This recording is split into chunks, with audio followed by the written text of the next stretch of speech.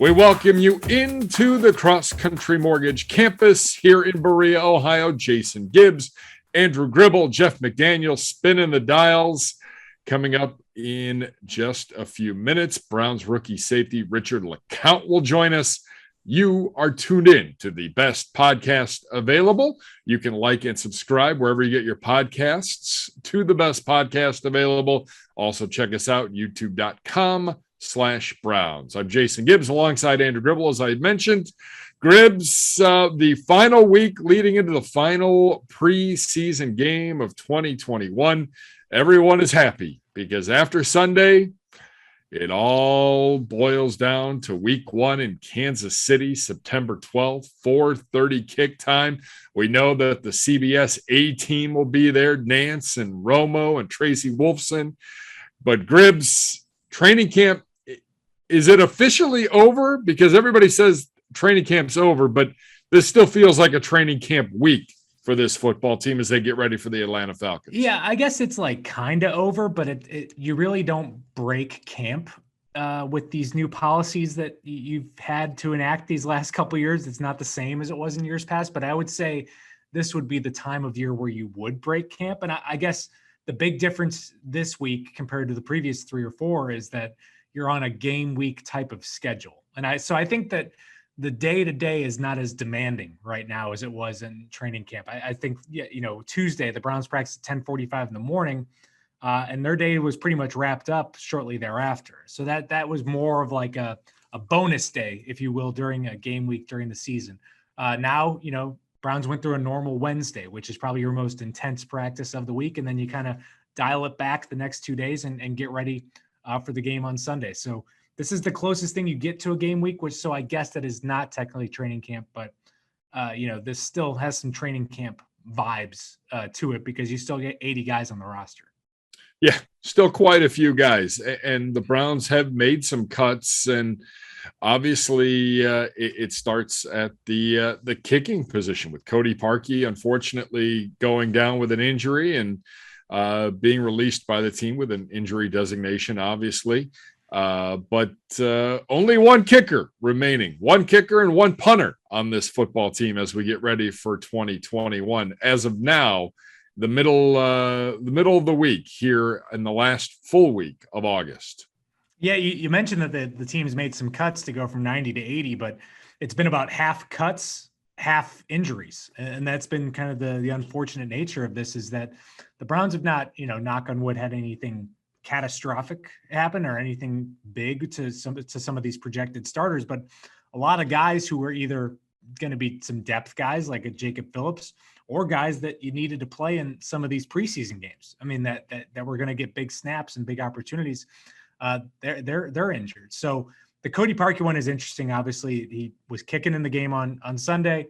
Obviously, something happened, whether it be he was kicking through something or it's something happened in the game. We don't really know that, but you're down to one kicker, and Kevin Stefanski's made it clear. Doesn't mean this is the kicker, but it's your one kicker for now. But at some point here, I don't think all teams have 2 kickers on their roster, but there's going to be a lot of kickers that are going to be hitting the market here in the next couple of weeks. So I would say this is an ongoing evaluation, but that's no knock on Chase McLaughlin, who's been really good in training camp and was good again on Sunday. So he's doing everything he can to earn the job, but as he knows probably better than anyone, that this is a tough business for kickers where teams are always looking. And I imagine the Browns are still looking to see if they can add some competition to that room.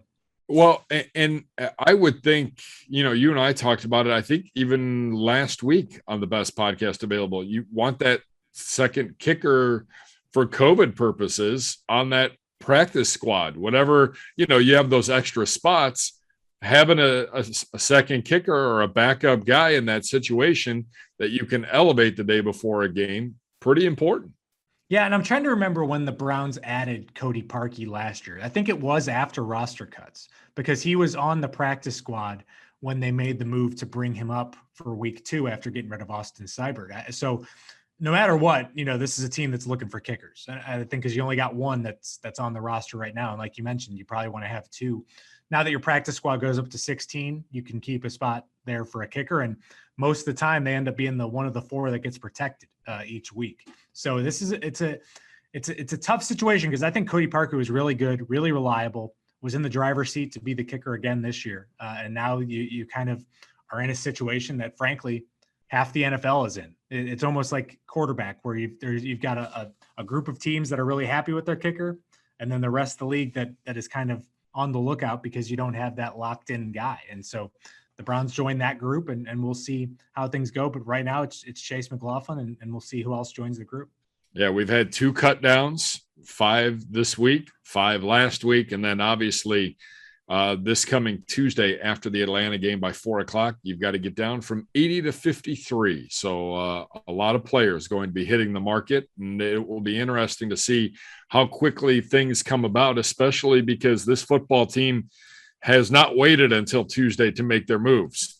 They've made most of their moves on Mondays, maybe done some tweaking this week with a few other guys, but by the end of the day on Monday, we've known who basically who's being cut from this football team.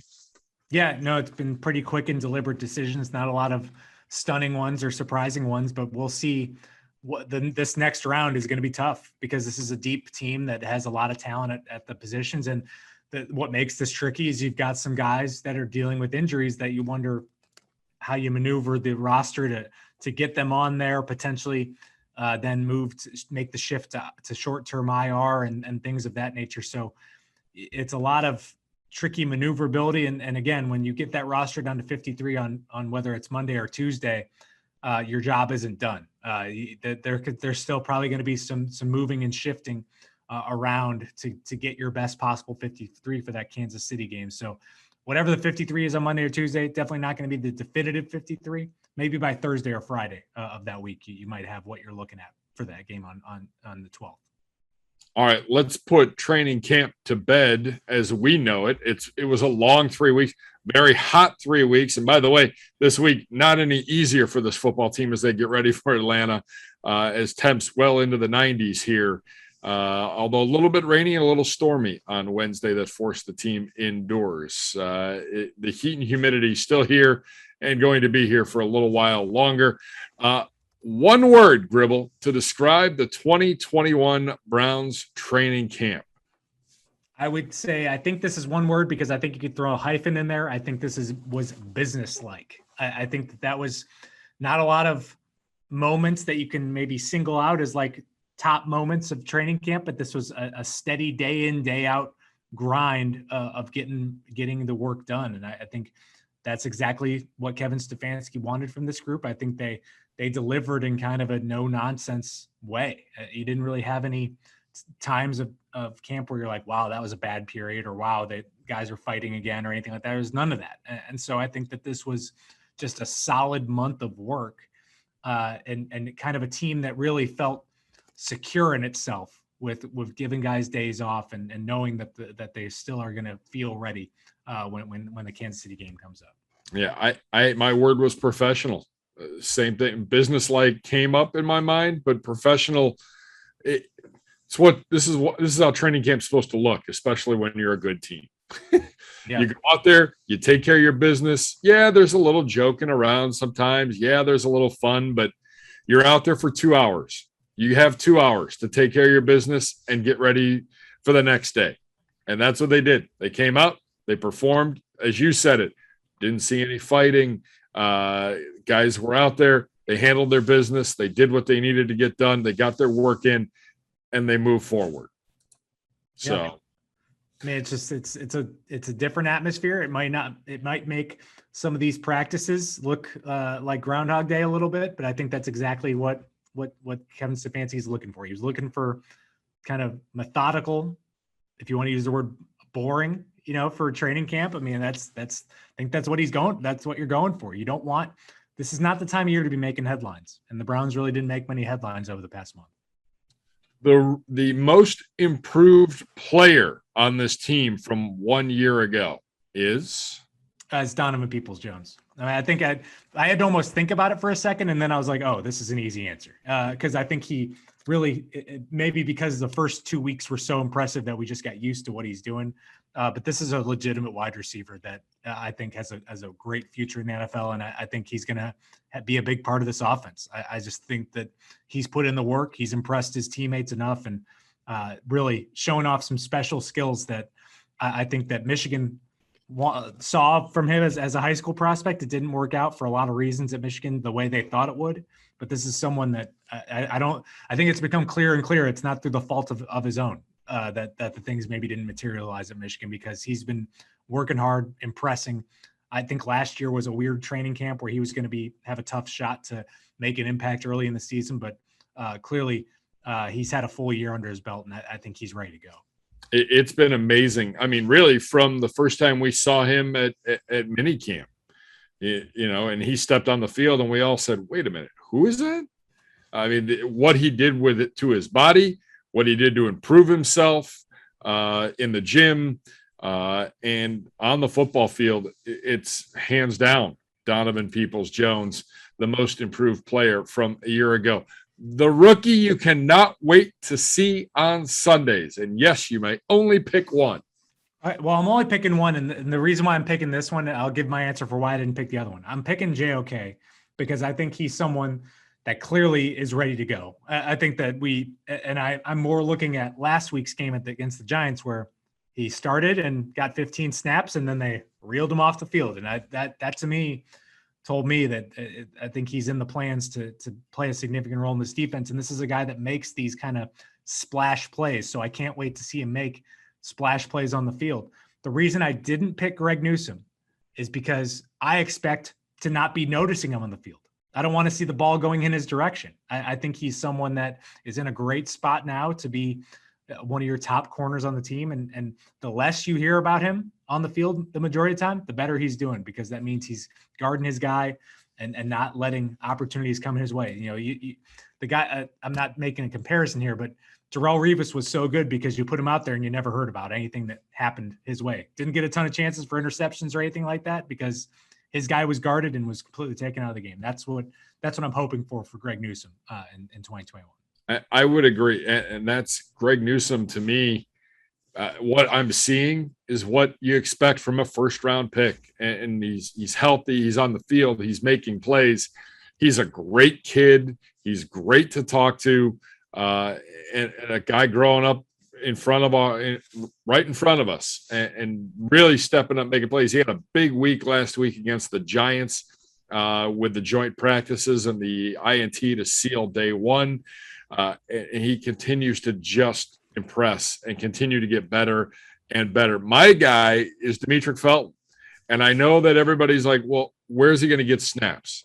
Because you got a lot of great players in front of him at running back and a lot of great players at wide receiver in front of him. But I feel like a guy with his talent and his speed, maybe it's on special teams we see him. Maybe it's lined up in certain formations. I just feel like this kid is going to make some electrifying plays in 2021. They're going to find ways to get him the ball. This is a creative offensive staff and a staff that I think can really use his talents the way that they saw fit when they ended up drafting him. I think that all three of those guys have had great training camps, and I think that all three are going to get meaningful snaps on Sundays sooner rather than later. Gribble, the player we didn't know a lot about, who makes the 53-man roster in your opinion? It's almost like a bold prediction. Yeah, this is a tough one, and I'm throwing a couple out there because I'm not sure if either. I mean, I could be wrong, but there's a couple of guesses. Them, and I think that I'll start on the defensive line with Sheldon Day. I think that he has been really good in these preseason games.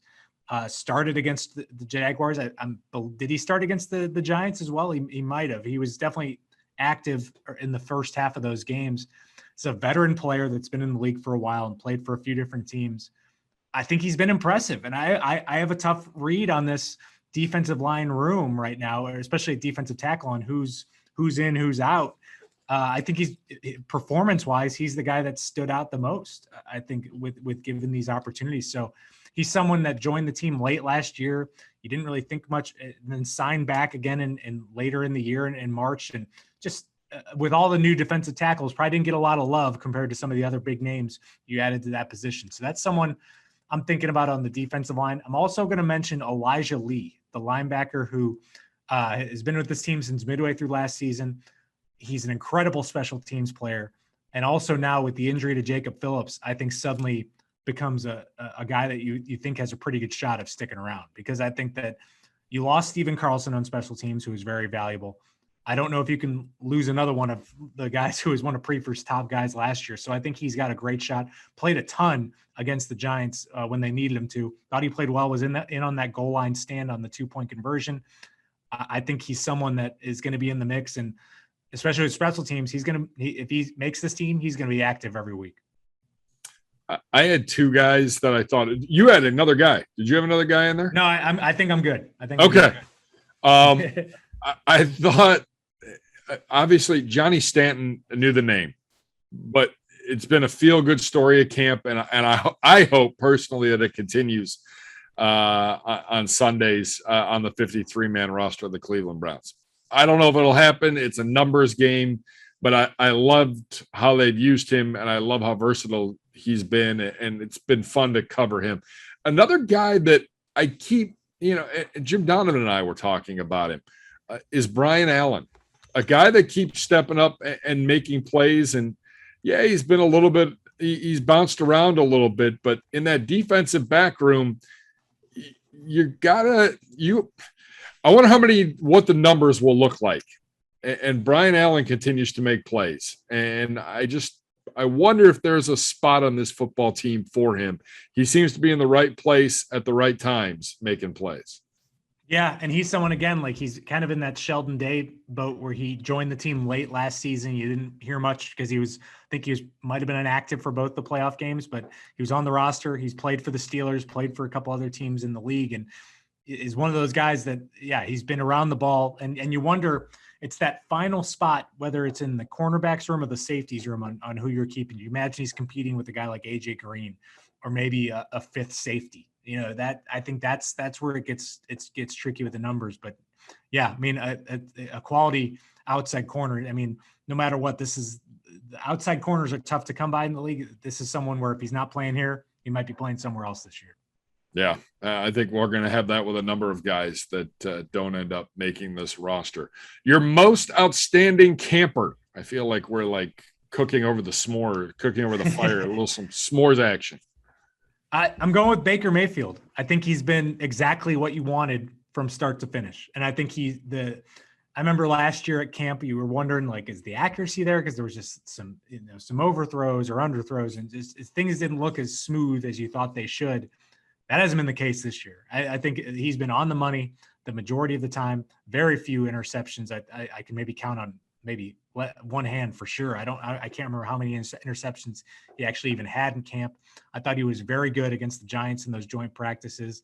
I've been fine not seeing him in the preseason games. I think he's ready to go, and I think you just see an overall leader, a commander of this offense. And I think that he just seems so much more ready to go even this year than last year when he had a good season, because I just think he feels comfortable with what he's being asked to do with this offense, and I think he's going to have a greater grasp of it in 2021.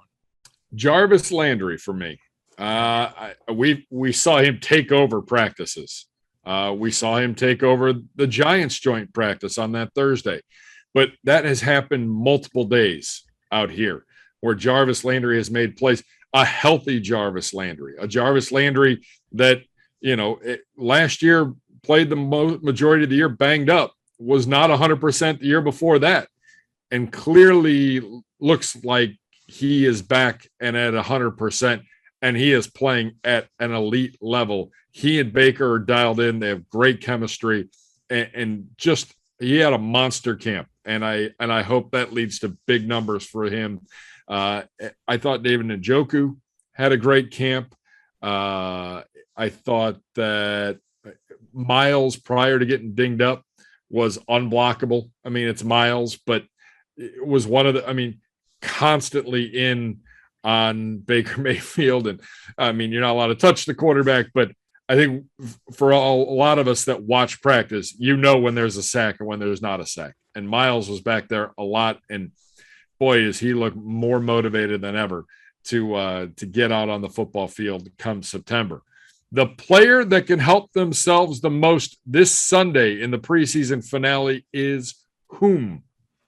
I'm going with, I'll give you a couple ones. They're both on the defense. I'm going to start on the defensive line. I'm going to go with a guy like Jordan Elliott. I think defensive tackle, you got to imagine Malik and Andrew Billings are your two main guys there. You got to figure Tommy Togiai's in the plans somewhere as well. And I think there's a lot of opportunities for some of those guys who are competing at that defensive tackle spot. And I think there's a lot of high expectations for Jordan Elliott this year, and you want to kind of see him come to fruition because there's players like Malik McDowell is coming off a big game against the Giants who are pressing him. I think Marvin Wilson has been out there a bunch and playing well. And I just think that fourth and maybe fifth spot in the defensive tackle group is not yet settled. So I think Jordan Elliott could maybe serve the reminder that he's a guy that has a lot of talent and upside and should be with the team. And then I'll go to defensive back. There's a couple there. I think AJ Green is someone that could put together another good game and get himself in the room as that fifth corner or fifth or sixth corner potentially, because MJ Stewart might be your fifth guy there in the nickel. And then the guy we're talking to later, Richard LeCounte. I think he's been the man at the right place at the right time with 2 Hail Mary interceptions in the preseason. Played a lot. He's looked the part of kind of a center fielder, deep safety that you might want to have on your roster. Clearly a 5th round pick that you liked coming out of the draft. And I think he's played well with the opportunities that have been given to him. And the opportunities have maybe been there more so than we thought because of all the injuries at safety throughout training camp. Yeah. I think another guy that is worth watching is Joe Jackson. I mean, he's made some plays as well.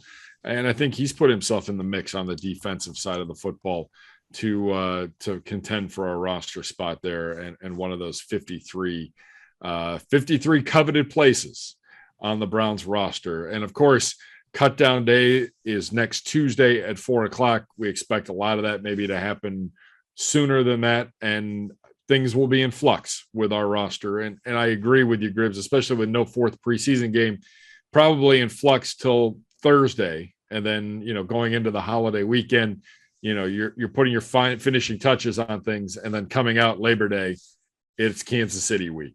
And the good thing is this year with that way the roster cuts are a little earlier, that you don't have to worry about flying guys in and getting them right on the practice field. You at least get like a couple days to make the logistics magic happen and get them in your building, and you at least you're guaranteed like a minimum of a full week with some of these guys in your building who we've seen it before. You claim a guy in waivers and then they suddenly have to be active for you on that week 1 game day because of a numbers crunch or injuries. I mean, I like this extra cushion you're getting for these kind of potential moves. Yeah, no question. A lot to watch here in the coming days and the coming week as the Browns wrap up the offseason and training camp and get ready for week 1 against the Kansas City Chiefs. For more on this football team, Gribbs had a chance to sit down with a young man who's making quite a name for himself, one of our star draft picks, Richard LeCounte at safety. He's got a lot of snaps because of injuries in that room, continues to show up and show out. Mr. LeCounte with a few minutes here on the best podcast available. Have a watch and have a listen. All right, we're joined now on the best podcast available with Browns rookie safety Richard LeCounte. And Richard, just what's this month been like with you now kind of entrenched here in your first NFL season? It's been a great month, man. Can't really explain it, with words, man. Just going out there having fun, running around. I'm excited, elated to be around football again and be able to play, and come here and make the Browns better. Now you've been the man to be on Hail Marys so far. Both your interceptions have been at the end of half with Hail Marys. What's worked out that you've kind of been at the right place at the right time, and how exciting has that been to get 2 interceptions in the preseason? Oh yeah, definitely, man. Just good things happen when you run to the ball. On defense, and when you run to the ball, good things come to you, and that's my gifts has been interceptions so far. I love doing it. I love the game of football. I love being around it. And every time I, step on the field, I feel like I have a chance to intercept one or get a fumble recovery or some type of turnover that can, escalate to a better offensive drive or a great field position for our offense anyway. Now, I know on Hail Marys, they tell you to knock it down. So you got to be really sure if you're going to get that interception, right? Is that the advice you guys get out there? Yeah, man. Knock it down. Make sure, when you knock it down, nobody else around you, so when you knock it down, the other team might be able to catch it or something like that. I'm just making sure I secure it, get out the way, get out of bounds, do whatever I have to do to in the half or in the game safely. What's the experience been like in these 2 preseason games? Because you've got a lot of snaps in both of these games. How much have you liked doing that, and how much better do you think you've gotten because of that? Oh yeah, man. Just to be out there getting my feet wet, again, the Browns has been, a tremendous experience. Every time, I step out there on the field, I have 100 guys, support me, the coaches and things like that. Just being able to be free and be able to play with no remorse, just go out there and run like my hair on fire, like I always been doing, and good things are starting to happen. Now, I know I talked to you a few weeks ago just about how you've worked your way back from the accident you had at Georgia and kind of getting your feet wet and getting back in the swing of things. Kind of walk me through the process of getting back up to full speed that you've now been clearly at now with the Browns. Oh yeah, definitely, man. The hard part about it was, the mental aspect of it, just being able to mentally wake up every day and know, from day one of my recovery to where I'm at right now, that I have to take a leap forward, every day and get 1% better.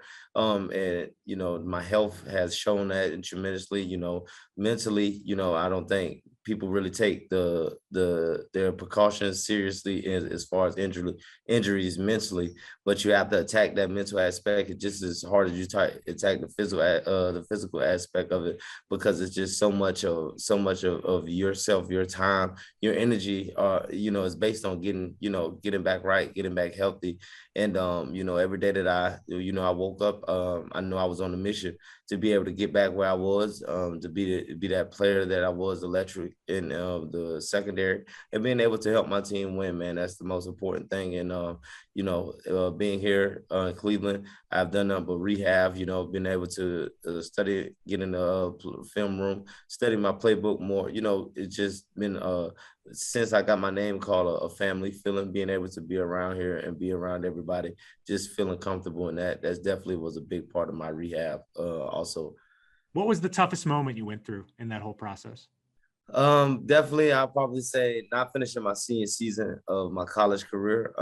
Just knowing that, we had such great hopes and things like that, and that I worked so hard to get there, and that, my season was derailed by a freak accident, and that I had to, mentally get myself back ready and physically get myself back ready. And that's why, I stayed at Georgia after I, got injured in the midst of all the COVID things and all the, the distractions that was in, our world of football last year.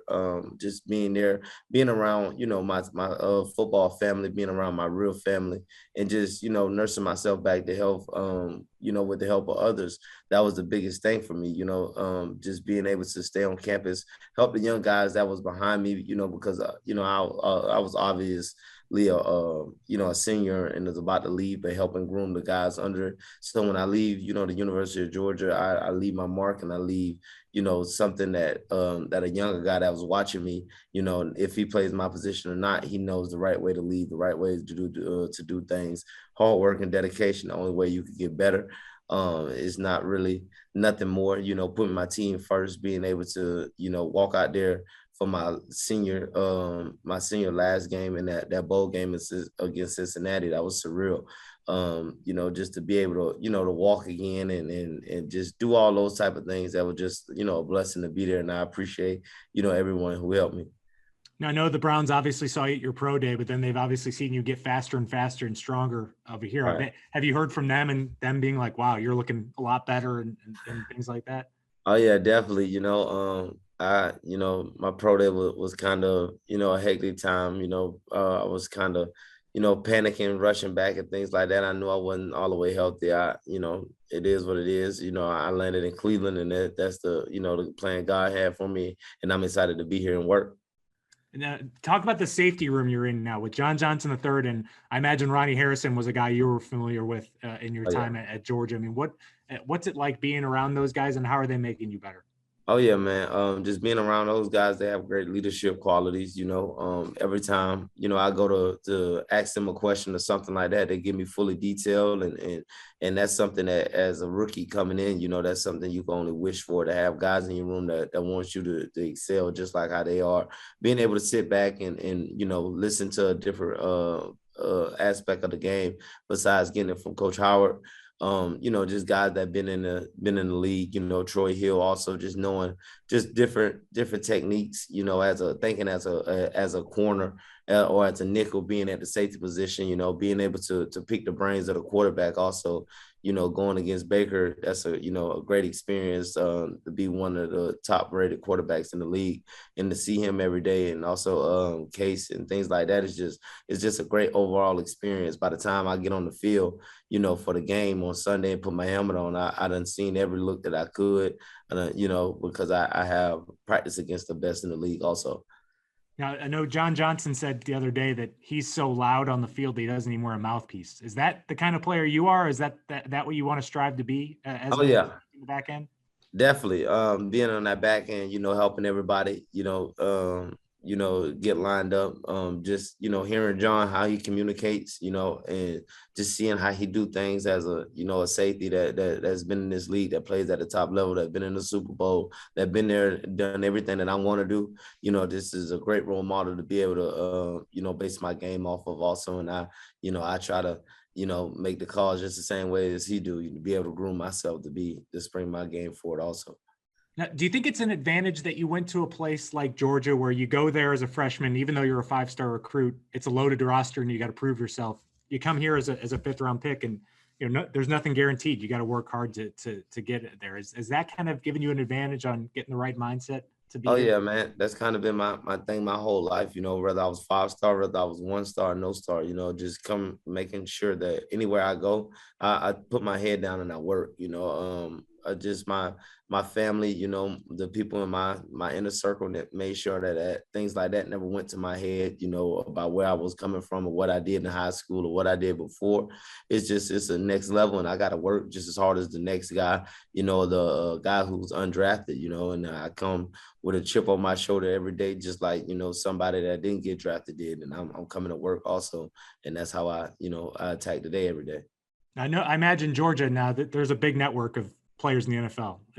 What kind of reaching out have you done and getting connected with those guys and getting advice from players like that? Oh yeah, definitely. Did some talking across the league, and last week, the Giants was here, and seeing, Tay Crowder, Lorenzo Carter, Andrew Thomas, Aziz, all my former teammates, man, it made me real happy to see, that all us was out here doing good, and just talking to those guys, picking their brains about how to go about things during during their schedules, their busy schedules during the week, just being able to time management and things like that. We all have a group text also, all the former players, and where we able to share ideas and talk and keep in touch. So that's been a good thing for me, also reaching out to those guys. Now, imagine when the preseason schedule came out, there couldn't have been a person more excited than you. I mean, you're going back to Jacksonville, then you get a home game, and then now you get to go to Atlanta, back in Georgia. I mean, what are you expecting that to be like, to get back to a place you're definitely more than familiar with here? Oh yeah, man. I just, I'm very familiar with that place, and also Jacksonville, just being like a homecoming, and to come back healthy, to come back, clicking on all cylinders. That's something that I, want to springboard into the regular season with. I couldn't ask for a better place to be and a better schedule, and the team that I'm on right now. And it's the thing that we got the best team in the league, and this is what we came to do. We come to win the Super Bowl, so I'm here to help in whatever way I can, and just being able to go back to Jacksonville, go back to Atlanta just made me feel even better, so my family can see me, who can't really travel that far also. Will this be as similar of a homecoming as the Jacksonville game, or will there be more people, less people? What are you expecting? Probably just probably as much, the same as much. Atlanta not that far either, so I got some folks that arrive with me. Cool. Well, Richard, I wish you all the best, and I know you got a big game here this Sunday, and we'll look forward to watching you there against the Falcons and seeing you down the road. Okay, thank y'all. That's a wrap for this week's edition of the best podcast available. Be sure to check out all of our episodes from training camp, including interviews with Rashard Higgins, Jeremiah Owusu-Koramoah, Joe Thomas, and more. Like and subscribe today wherever you get your podcasts. You can also watch all of our shows on YouTube, youtube.com/Browns. Thanks to Jeff McDaniels for all of his hard work, and thanks to Richard LeCounte for his time today. We are back with you next week when the Browns announce their 53-man roster. It's a tradition like any other. For Jason Gibbs, I'm Andrew Gribble. Thanks for watching. Thanks for listening to the best podcast available.